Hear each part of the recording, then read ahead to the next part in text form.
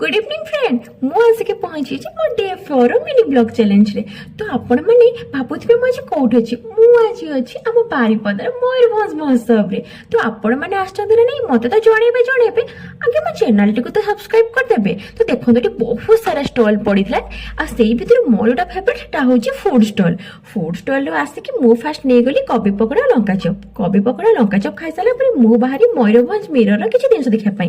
तापर हठात देखुची ए मौसी को गाड़ी तापर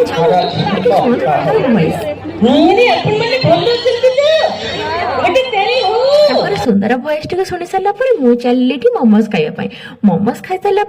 आमर समस्त एबे देखिथिबे समस्त ट्राई करूछंती स्मोक बिस्किट मु भी मध्य फर्स्ट टाइम ट्राई कले स्मोक बिस्किट टेस्ट तो सेमिति किछि नथिला बस टिके ठंडा ठंडा लगुला तापर आमे खाइलो स्वीट कॉर्न खाई सके मु घर को पहुंची गली। तो आज वीडियो टी केमिति